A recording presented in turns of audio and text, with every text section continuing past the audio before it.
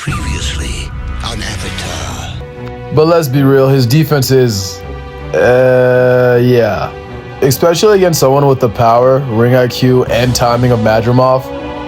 I think this will be the most exciting fight on the card, but I think that Madrimov is going to time him and... Right hand of his own. Nice left hook! And Ortiz says no, but I think the gloves touch the ground. Yeah, well, I was completely wrong. First off, the fight was a complete snooze fest. You know it's bad when even Shakur's fight is more exciting than yours. Secondly, I really thought that Madrimov was going to knock him out. I know Ortiz is more of a brawler, he's not very patient, he leaves himself open to counters, all things that play perfectly in Madrimov's favor. I thought that Ortiz was going to get impatient, come in there recklessly, and boom, a big-ass overhand would land and Ortiz would be knocked out. Clearly, that shit did not happen. I was honestly impressed by how patient Ortiz came out. Even though Madrimov was trying to set up that overhand from the earlier rounds, that shit just didn't work. Ortiz remained defensively responsible, and a lot of the overhands just glanced off the shoulder and glanced off the forehead of Ortiz, not really landing that cleanly. Additionally, I always knew Ortiz had power, but this was the first fight where you saw just how powerful he was. Crawford was landing some shots on Madrimov, but he was mostly unfazed, versus Ortiz's punches that definitely had a visual effect on Madrimov. I don't want to say Madrimov was fighting scared, but he was definitely more hesitant and cautious than normal. He seemed almost gun-shy at times. All that considered, I feel like Ortiz proved that he's one of the best super welterweights right now. The real question is, who should he fight next, and is he ready for Bud Crawford? That's what this video is going to be about. Let's begin. The fight I honestly want to see first is a rematch with Boacek. Because let's be real, that fight was very close. I even scored it for Boacek if I'm being completely honest. Boacek definitely deserves a rematch, and if Vergil could beat him a little bit more decisively this time around, it'll definitely skyrocket his stocks for future fights. The next person I want to see Ortiz in the ring with is Xander Zayas. Despite him not being as popular as some of the other guys I'm about to mention, Xander Zayas definitely knows his shit when it comes to boxing. Power, speed, ring IQ, defense, he really is a well-rounded fighter. Not only will this fight be crowd-pleasing and fireworks, but it will definitely put the winner in position to be a mandatory for Fundora, Bakram, or Crawford. Speaking of Fundora, he's definitely the most logical choice to fight next.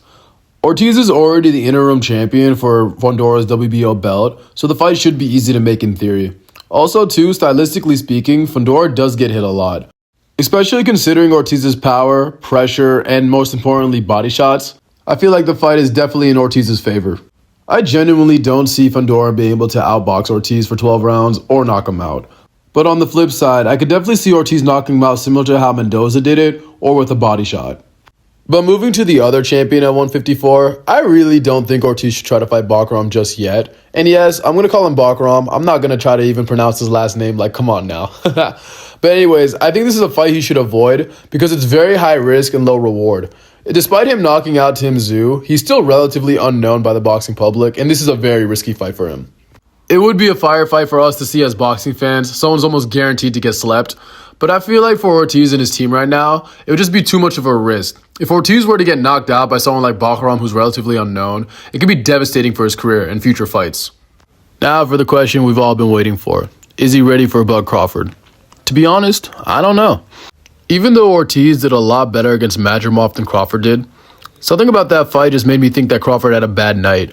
I don't know, his timing was just a little off, his defense seemed a little off, he didn't seem as sharp as usual. I honestly feel like if Crawford and Madrimov rematch, Crawford would beat him a lot more decisively.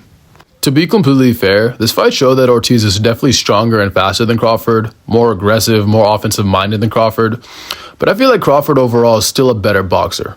If you look at their only other common opponent, again, I'm not going to say his name, I'm just going to call him Meme Machine.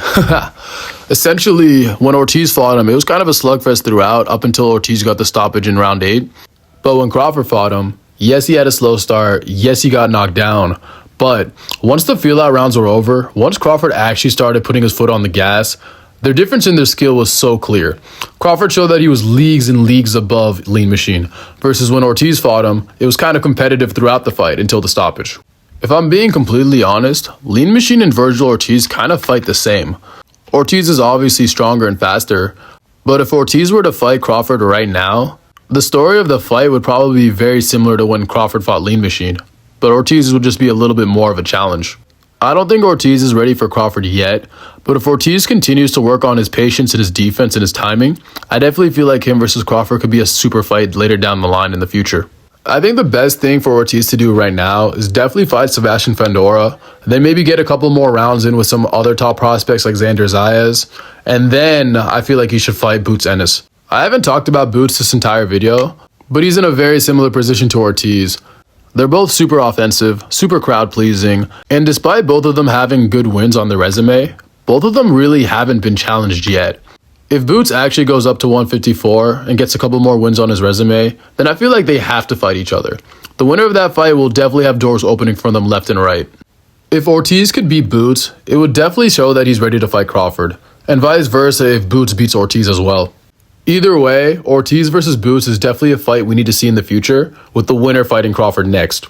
But yeah, let me know who you think Ortiz should fight next in the comments. Hope to see you in the next one. Peace.